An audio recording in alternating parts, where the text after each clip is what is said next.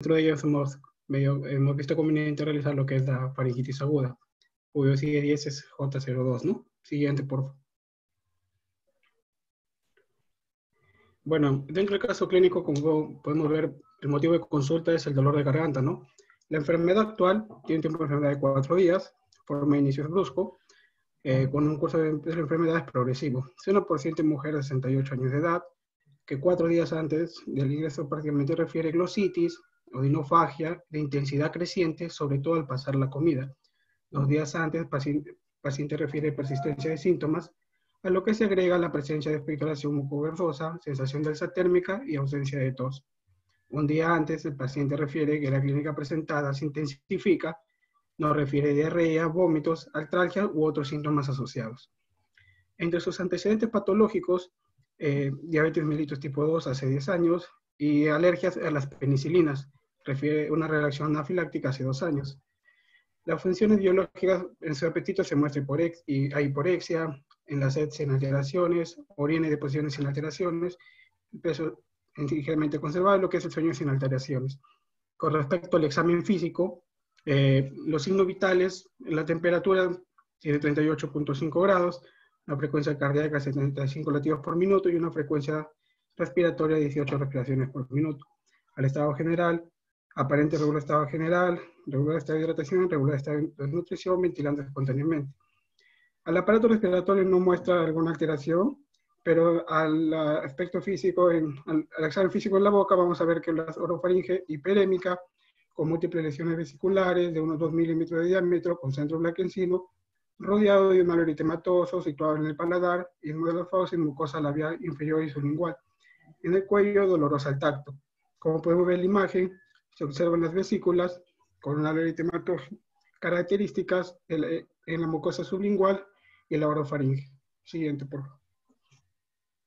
Bueno, como problema de salud, lo que viene a ser una faringitis aguda, y por hipótesis diagnóstica hemos considerado lo que es faringitis aguda por un estreptococcus beta hemolítico del grupo A, como vamos a mencionar más adelante, una diabetes mellitus tipo 2 que ya lo tiene, y la alergia a la penicilina. Bueno, dentro de los objetivos terapéuticos que nos hemos planteado ha sido acortar el curso de la enfermedad, erradicar el germen, mejorar el síntomas, reducir el riesgo de transmisión, y es lo que prevenir las complicaciones. Siguiente. Bueno, con respecto a la definición, básicamente se le define como un proceso agudo febril con inflamación de las mucosas, pudiendo presentar lo que es eritema, edema, exudado, úlceras o vesículas. Con respecto a su etiología y clínica, cabe resaltar que las bacterias, el agente etiológico más común prácticamente es el coccus beta hemolítico del grupo A, y lo que dentro de los virus prácticamente los diferentes virus respiratorios, ¿no? O sea, algunos rinovirus, adenovirus, etc. Pero ¿cuáles son las características clínicas por el cual uno puede diferenciar si se da una faringitis por el estreptococo del grupo A o en este caso una faringitis viral? De acuerdo al cuadro, podemos ver la aparición repentina del dolor en la garganta, se va a mostrar en la faringitis por el estreptococo del grupo A, va a haber fiebre, va a haber edema aminofaringeo y ovular, va a haber exudados faringeos irregulares a nivel también de la amígdala, adenitis cervicales, erupción cutánea, a lo que se le denomina como la escarlatina, y va a haber historia de exposición a Streptococcus de grupo A, ¿no? Y cambio en la faringitis viral, hay presencia de tos, hay congestión nasal, a menudo hay fiebre y malestar general, hay rinitis, conjuntivitis, lo que es ronquera, úlceras orales y exantema viral. Como podemos ver en nuestro caso, el paciente presentaba fiebre, hubo una aparición del dolor repentino de garganta, también mostraba lo que son la parte eritematosa, los edemas, incluso había ausencia de tos, cosa que prácticamente orienta más que todo a una faringitis por estreptococcus del grupo A, ¿no? Siguiente. Dentro de su epidemiología, prácticamente representa aproximadamente 12 millones de visitas de atención ambulatoria. Bueno, bien sabemos que esta patología suele afectar comúnmente en lo que es infancia y adolescencia, pero hay que tener en cuenta que también se produce en adultos a los 40 años, pero su incidencia tiende a disminuir cuando es a partir de esa hacia adelante, pudiendo llegar a lo que es un 15 o un 20% en adultos. Es una infección ubicua prácticamente más frecuente en climas templados, y usualmente va a ocurrir en épocas de invierno o inicios de primavera, ¿no? Siguiente. dentro de la fisiopatología de este estreptococo beta hemolítico del grupo A, vamos a tener en primer lugar a una persona infectada. Se habla aproximadamente que debe haber 20 millones de estreptococos depositados en la faringe para que se pueda producir la infección. Los pasos en la fisiopatología va a ser, en primer lugar, va a haber una adherencia y colonización. Para esto, de aquí, el estreptococo va a utilizar el ácido lipoteicoico, una proteína F y una proteína M. Luego va a haber moléculas en la superficie extracelular y factores de virulencia por parte de ese estreptococo, que vendría a ser el ácido hialurónico, que dice que es débil comparado con la proteína M, ¿no? Y además, la proteína M junto con el factor H inhiben al sistema de complemento 3B, ¿no? Las exotoxinas, también va a presentar exotoxinas pirogénicas estreptocócicas, y su papel va a funcionar como un superantígeno, ¿no? Que va a conducir a respuestas autoinmunes que pueden ser responsables de las secuelas estreptocócicas, ¿no? Luego va a haber un cuadro clínico. Luego, por parte de nuestro organismo, va a haber determinantes de la inmunidad protectora. Dentro de lo que va a generar el organismo va a ser anticuerpos de la proteína M, que se van a unir a esta proteína M y va a activar una vía clásica del complemento, la deposición del complemento 3B y la fagocitosis subsiguiente de estas bacterias, ¿no? Para tener en cuenta, hay que tener en cuenta cómo es el estreptococo, ¿no? Cómo funciona. En su estructura se habla habíamos hablado de la adherencia, se habla de una adherencia débil en un inicio que va a ser por parte del ácido lipoteicoico. Luego va a haber una adherencia que te dice que es más fuerte, que lo va a generar la proteína M y la proteína F. Por parte de la proteína M, te dice que junto con el factor H se unen, bloquean, perdón, la unión del C3B del complemento, ¿no? También te habla acerca de las defensas, ¿no? Antifagocíticas que tiene esta proteína, ¿no? Como van a ser la hialuronidasa, ¿no? Que rompe la organización de las sustancias fundamentales, lo que ayuda a propagar la infección, ¿no? Te hablan también de que es poco inmunogénica, ¿no? Esta hialuronidasa. También tiene lo que vendría a ser la peptidasa C5A, que inactiva el complemento, C5A, ¿ah? Del complemento. ¿Esto qué va a generar? Va a inhibir la quimiotaxis de neutrófilos y polimorfos nucleares, ¿no? También vamos a tener streptolicinas, tanto la S como la O. La S te dice va a deslizar eritrocitos, leucocitos y plaquetas. Y la O, que es lábil al oxígeno, lisa mucosa, coágulos de sangre, depósito de fibrina, ¿no? También vamos a tener lo que vendría a ser las exotoxinas pirogénicas, STREP, que se le conoce, y la más conocida en este caso vendría a ser la STREP-A, ¿no? Estas que van a interactuar con los macrófagos y los linfocitos T, aumentando las citocinas proinflamatorias y generando una reacción, ¿no? Por parte.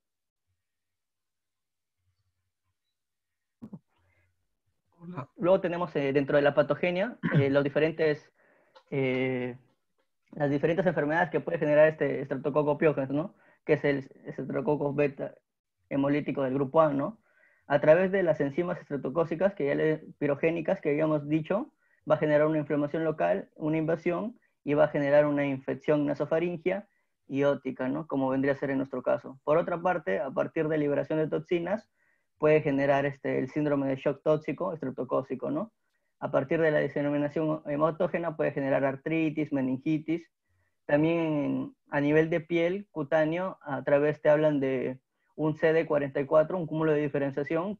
Cuando se une la proteína M, te puede generar celulitis, erisipela, impétigo, pioderma. A través de esos antígenos forman complejos y al final, esta es una de las más graves que te podrían generar, por eso que se previene y se trata, que vendría a ser la glomerulonefritis postestreptocócica, ¿no? Y cuando activa las células B de los anticuerpos, genera una reacción cruzada con la miocina cardíaca, y que se parece a la miocina cardíaca, membrana del sarcómero, y te puede generar carditis, corea, artritis y nódulos, ¿no?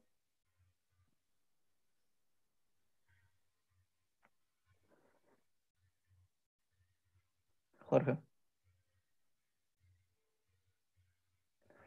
Dentro del diagnóstico, tenemos que vendría a ser en un inicio clínico. El paciente, ya habíamos dicho, que va a presentar dolor de garganta, a menudo con aparición brusca, fiebre, dolor de cabeza, náuseas, vómitos y dolor abdominal, inflamación y o presencia de exudado amigdalar, ¿no? Y adenopatías cervicales dolorosas, sin tos. Para esto, nosotros con la clínica podemos sospechar de que puede ser un estreptococo beta hemolítico del grupo A, ¿no? Pero para eso se creó una escala de predicción que se llama los criterios Centor, y en adultos había leído de que estos son los más aprobados, son los aprobados, son los que te recomiendan las guías, ¿no? De los cuales cuentan con fiebre o historia de mayor de 38 grados, un exudado o una hipertrofia amigdalar, adenopatías laterocervicales dolorosas, ausencia de tos, y de acuerdo a los números de criterios de Centor que pueda tener el paciente, te da una probabilidad de infección de estreptococo beta hemolítico del grupo A, ¿no? Más o menos si tienes 4 puntos, puede que tenga la infección en un 39-57% de pacientes y va disminuyendo, ¿no? Este porcentaje. Y el diagnóstico en sí es microbiológico, ¿no? Se puede utilizar el cultivo faríngeo. A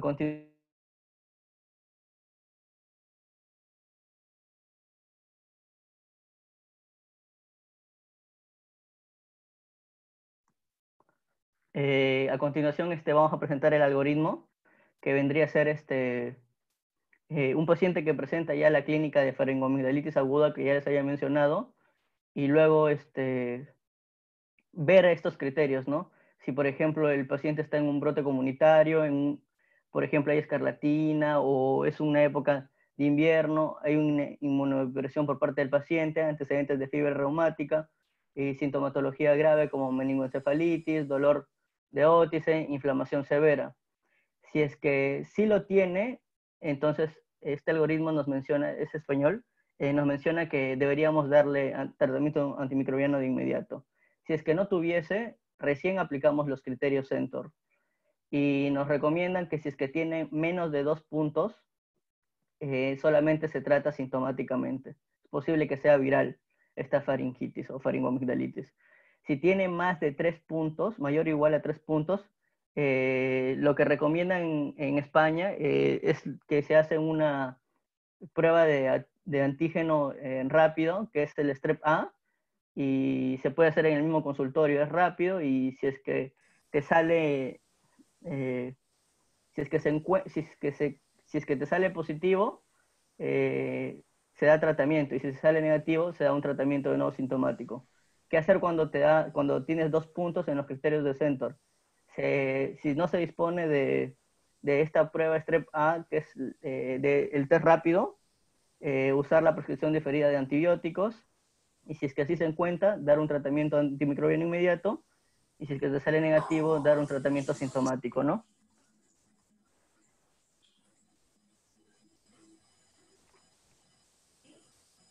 Bueno, perdón, la disculpa del caso, estaba muteado. Con respecto a las estrategias no farmacológicas que hemos considerado, tenemos lo que es incrementar la ingesta de líquidos, dieta completa y fraccionada en porciones pequeñas, lo que es el adecuado lavado de manos, la ventilación de los ambientes, adecuar sobre complicaciones que se pueden dar a corto o largo plazo cuando esta faringitis es tratada inadecuadamente. Con respecto a una base de datos de revisiones que hemos buscado, hemos visto, por ejemplo, hierbas medicinales chinas como para el dolor de garganta, ¿no? Uno de los artículos, donde cual ha tenido como objetivo evaluar lo que es la eficacia y seguridad de las hierbas medicinales en pacientes que han presentado este tipo de malestar. Prácticamente se incluyeron 2 estudios con 1954 pacientes, donde 6 formulaciones demostraron ser superior al control y las otras fueron igual que eficaces que el control. Prácticamente se realizó esta búsqueda donde se incluía lo que son ensayos controlados que evaluaban las hierbas medicinales, hierbas para el tratamiento del dolor de garganta. Siguiente. Algunos medicamentos prácticamente sí parecían ser eficaces, ¿no? Pero debido a la falta mejor dicho, de práctica o de muestras de alta calidad, la eficacia medicinal herbal china para tratar el dolor de garganta es controvertida y prácticamente sigue siendo cuestionable, ¿no? Siguiente. Luego tenemos esta guía clínica del año 2012, ITSA, que nos recomienda el tratamiento farmacológico de acuerdo a pacientes que no son alérgicos a la penicilina, que son alérgicos a la penicilina, un tratamiento adyuvante y un tratamiento si es que el paciente tiene faringitis recurrente, ¿no? De acuerdo a si es que no tuviese el paciente, no fuese alérgico a la penicilina, te recomiendan una penicilina V oral, 250 miligramos, 2 a 3 veces al día durante 10 días. También te recomiendan amoxicilina vía oral, 500 miligramos, 2 veces al día, máximo 1000 miligramos durante 10 días. Y penicilina benzatínica intramuscular, si es que una nomás hay. en menos de 27 kilogramos y 600, serán 600.000 unidades, ¿no? Y si pesa más de 27 kilogramos, Prueba, papá. 1.200.000 unidades, una dosis nada más. En los pacientes alérgicos a la penicilina, se recomienda, se pueden dar como primera recomendación, cefalosporinas de primera generación por 10 días, en este caso vendría a ser la cefalexina, vía oral, 500 miligramos, 2 veces al día, ¿no? Y cefadroxilo, vía oral, 1 gramo diario. También te recomiendan que se pueden dar macrólidos, como vendría a ser el caso de claritromicina, 250 miligramos, 2 veces al día durante 10 días, acitromicina, 250 miligramos, 4 veces al día durante 4 veces, no es una vez al día, no, es 500 miligramos, perdón, es 250 miligramos 4 veces al día durante 7 días. Esto es lo que te recomienda esta guía. Y también si es que fuese alérgico a esto de acá, se puede dar clindamicina oral 300 miligramos por dosis, 3 veces al día durante 10 días. El tratamiento adyuvante, si es que se justificase el uso de un agente analgésico o antipirético como paracetamol o un AINE para el tratamiento de síntomas o el control de fiebre alta, ¿no? La aspirina debe evitarse en niños y no se recomienda el tratamiento adyuvante con un corticosteroide. Respecto a una faringitis recurrente, lo que te recomienda esta guía vendría a ser dar clindamicina oral, 300 miligramos, 3 veces al día durante 10 días. También se podría dar un penicilina V oral, 250 miligramos, 2 a 3 veces al día durante 10 días.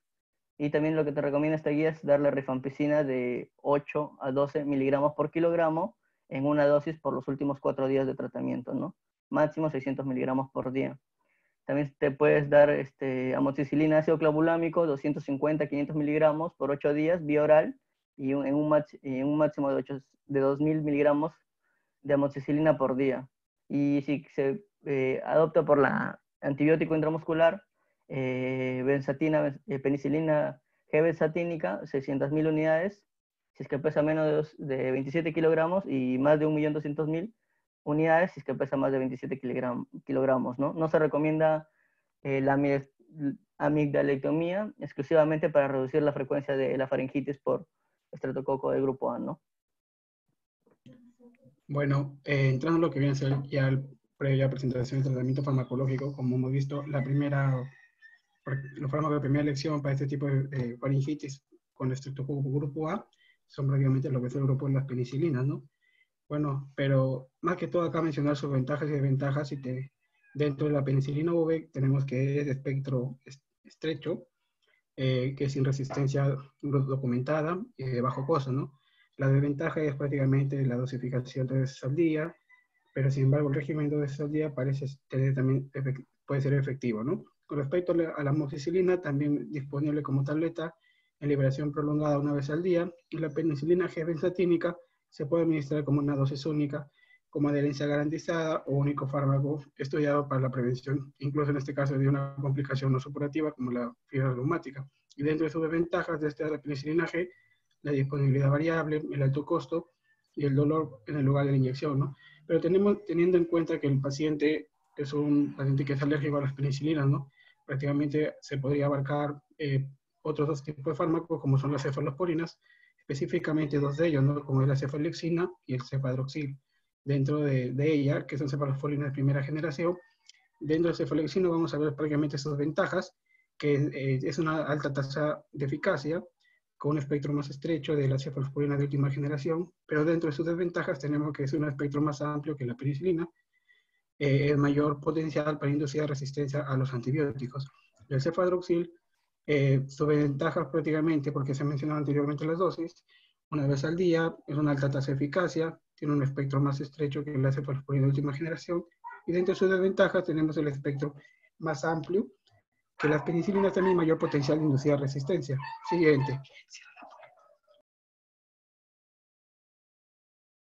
Aparte de ello, también se puede dar como otra alternativa lo que viene a ser los macrólidos para pacientes que prácticamente sufren otro tipo de alergia, ¿no? Como ya se va a mencionar un poco más adelante, sea como la citromicina y la claritromicina. Dentro de ello, la acitromicina, dentro de sus ventajas, bueno, en sus dosis tenemos 500 miligramos por vía oral, ¿no?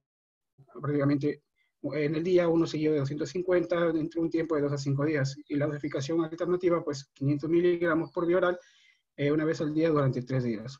Su ventaja no dice que prácticamente, como se había mencionado, se va a dar una vez al día y puede administrarse entre un curso de 3 a 5 días.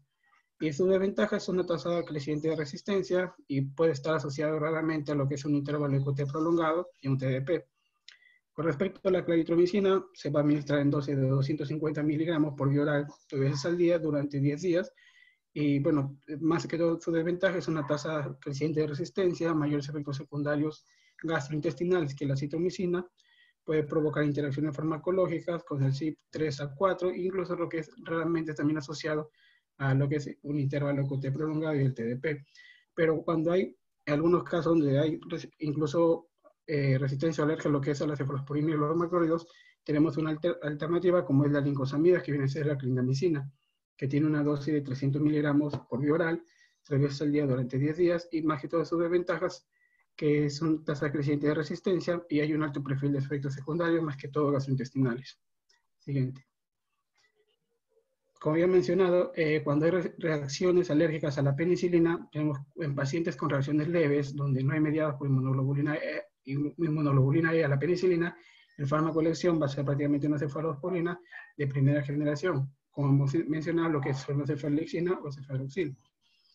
Pero también tenemos pacientes con reacciones leves, pero posiblemente mediadas por IgE, donde prácticamente acá se va a dar lo que es una cefalosporina de segunda o de tercera generación, ya sea la cefuroxina, la ceftinir o el cefpodoxima. Pero hay que tener en cuenta que hay pacientes que pueden mostrar antecedentes de angioedema o anafilaxia, ¿no? Prácticamente aquí esta cefalosporina ya no se podría dar, pero que se garantiza el uso de unos macrólidos como la citromicina. Y si recordamos a nuestro paciente, prácticamente menciona que era alérgica, aparte de ser alérgica a las penicilinas, también refiere a una reacción anafiláctica. En todo caso, esta cefalosporina en este tipo de paciente no sería adecuado su uso. Con respecto al paciente con el estreptococo grupo A, se ha conocido sospechado, pero que pueda mostrar la resistencia a estos macrólidos y no pueden tolerar las cefalosporinas, prácticamente se opta por la opción de la clindamicina por 10 días, que viene a ser una lincosamida, ¿no? Siguiente. Bueno, dentro de la eficacia comparativa de los medicamentos, según este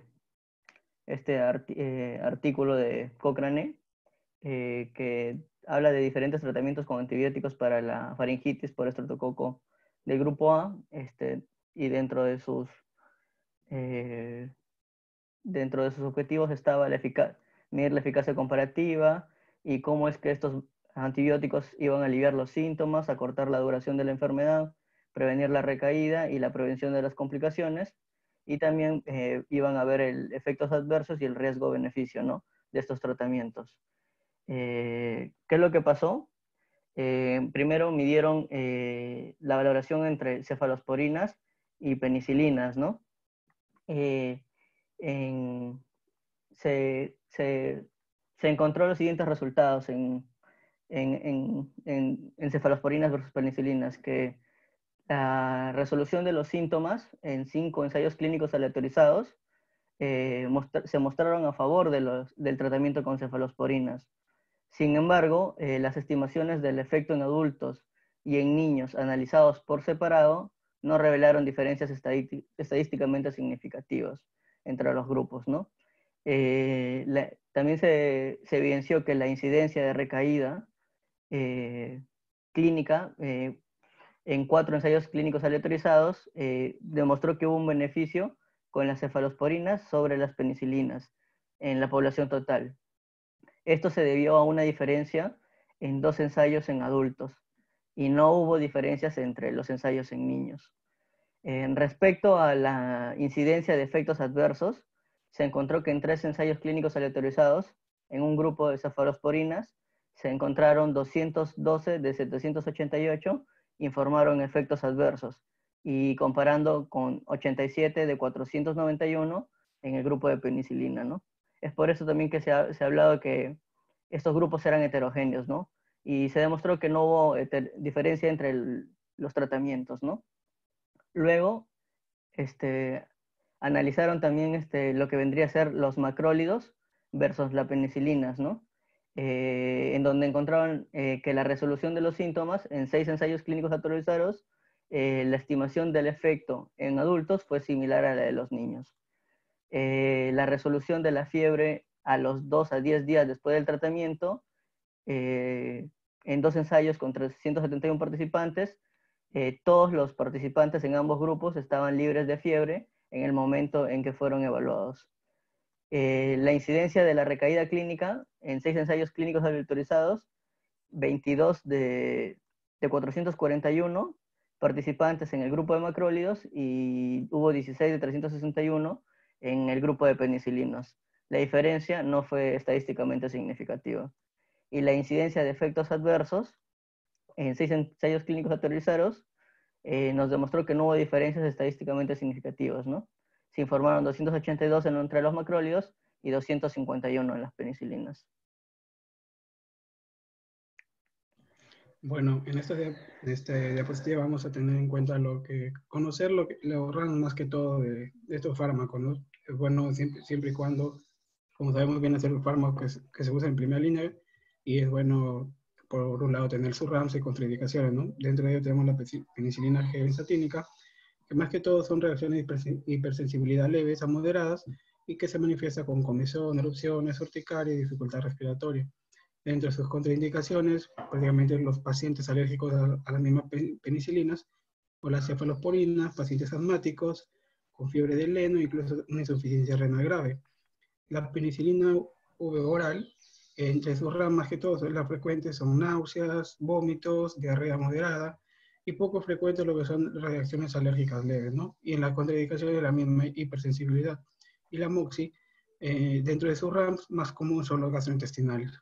Y dentro de sus contraindicaciones también tenemos la hipersensibilidad, sea de penicilinas, cefalosporinas o alipinipené. Siguiente.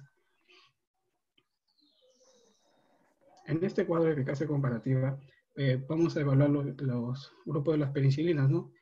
Prácticamente el mecanismo de acción para ambas va a ser inhibir la síntesis de la pared celular bacteriana, ya sea mediante una unión determinada de proteínas a la pared celular. Respecto a su pico plasmático, tanto la penicilina V podemos ver que es menor de 30 minutos, penicilina G-benzatínica de 1 a 4 horas y la moxicilina de 1.5 horas. Su biodisponibilidad, tanto para la penicilina V como para la benzatínica, tenemos que es el 60%, pero para la moxi es el 80%. En unión a proteínas, vemos que la penicilina V está unida más en un 80% de proteínas, a diferencia de la penicilina G en un 65% y la moxi en un 20%.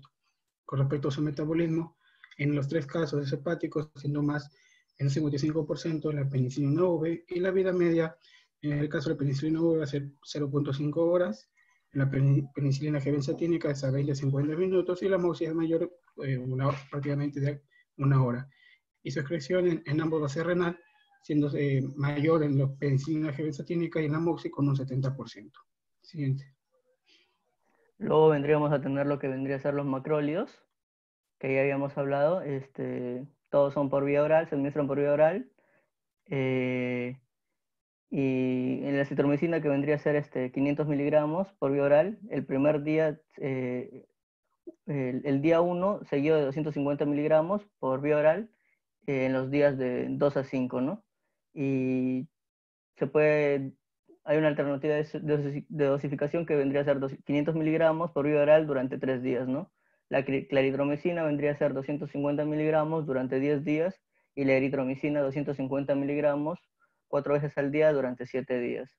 Dentro de los RAMs más frecuentes vendría a ser la hepatotoxicidad por parte que van a generar estos macrólidos, los síntomas gastrointestinales que están relacionados.